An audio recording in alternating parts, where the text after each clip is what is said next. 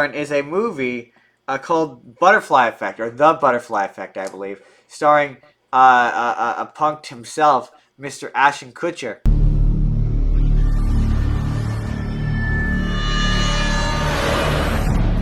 Remember when we were kids and I used to have those blackouts? Well, some of those memories have been coming back to me. There are moments in life we choose to remember. Do you think that we'll be together forever? And some memories we can never forget. All I know is that by reading... And I really like this movie a lot. It's one of my favorite movies because when I was a kid, I read the book, the novelization, which is back in the day. For people who don't know, back in the day, they used to take early draft versions of the script and they'd sell them as the official novelization. And I could get this one from the library, and I really liked it for some reason. I read it a few times. So I did that before I watched the movie, and then I watched the movie. And for those of you who have never seen The Butterfly Effect, it's about Ashton Kutcher is Evan Treborn. When he's a kid, he has a lot of traumatic events in his life. Like when he was a kid, he had his dad's friend was a creepy, gross guy who did bad things to kids, and the girl he liked as a kid, brother, is a psycho who kills his dog, and yeah, and he has these blackouts where he can't remember what happened. Well, then it turns out in the future, Jordan, in the present day, that's because Ashton Kutcher has the ability to, when he reads his journals, to travel back in time. Right. Inhabit the body, similarly to the last one I just talked about, inhabit the body of his younger self, which causes him to black out. But with the hiccup that, depending on what he changes when he goes back, when he has to reabsorb the memories, he gives him really bad headaches that causes his brain to become damaged because he's trying to upload several years worth of memories into his brain all at once. Can you open my office? You wanna go down? Can I come too? You want me to hook up? Is any of this ringing any bells to you? It's one of those ones where I'm aware that I watched it, but it's been so long, and I think I only watched it once. It's got my favorite character is the guy from Boy Meets World, who plays Frankie in Boy Meets World is in it. Ethan Suplee. Oh yeah. But it's like pre-weight loss, and I just love how he's like he has this like he's really good with women just because he's so charismatic. What the fuck, weirdo? Fuck this.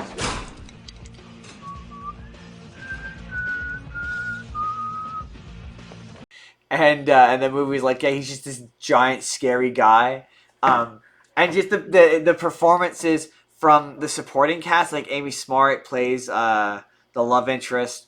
The guy he ironically he's in Daredevil. He's Foggy Nelson on Daredevil. He plays Ashton Kutcher's best friend Kenny, and he plays a bunch of different versions of Kenny across multiple timelines. And Do they die? well, it depends on the timeline. Some of them, a lot of them are fucked up because of choices that Evan has made, and it's really demonstrated over the course of the movie. But does anyone ever say, "Oh my God, you killed Kenny"? No one says that. No. And then a second additional character screams, "You bastard!" No, Jordan, this is in South Park. It's a movie Oh. about time travel.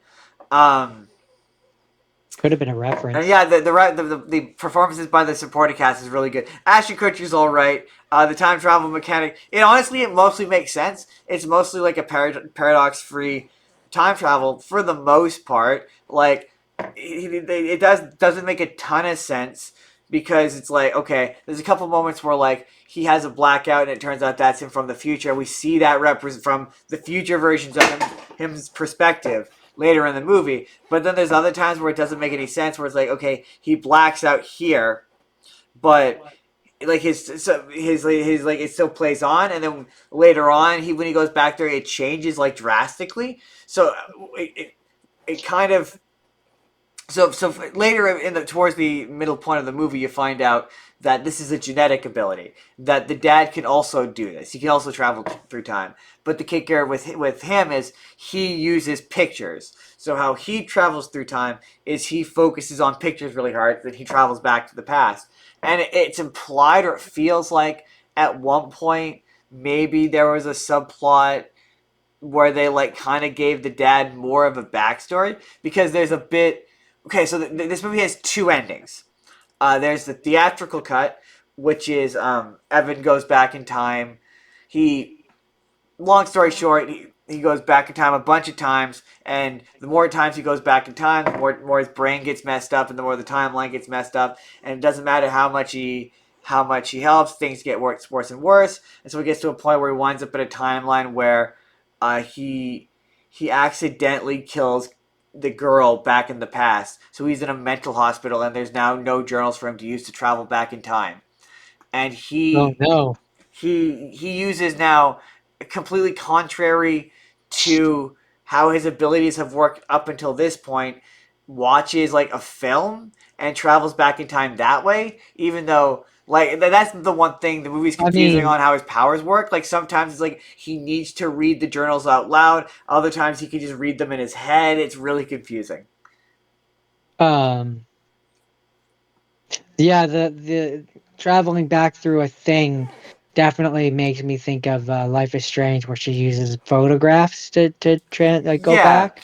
um So that probably took an inspiration from this. Probably. And so then so yeah, he uses this video to go back in time, which is confusing because it's never been established. It's been established that like his powers work with the letters, so his powers are now completely different. But depending on the version, the ending now changes. So in the theatrical cut, he goes back in time and he essentially tells the girl to piss off, because earlier in the movie, the girl stays with the dad, who does bad things to kids, and he abused them, whatever. And in every timeline, she stays with the dad because she likes the Ashton Kutcher's character, and so her life winds up all messed up depending on the timeline. Same with the brother. Um, so he goes back in time and tells her to fuck off, basically.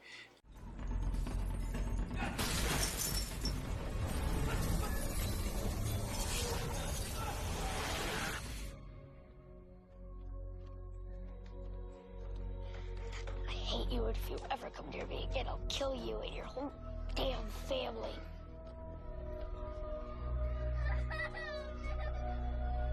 And because they're never friends, she goes with the mom, and her life winds up perfectly fine. She's perfectly fine. And the movie ends with it being like, oh, he sees her on the street, and they just kind of walk off, and they never talk to each other again.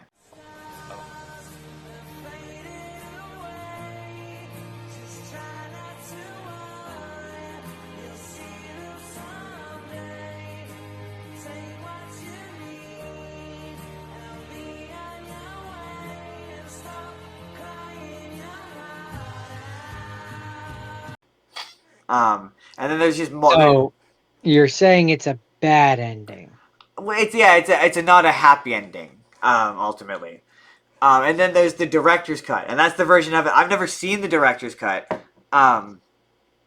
But in the director's cut, there's an additional scene where Ashton Kutcher and his mom go to see a psychic, and the psychic looks at his lifeline, and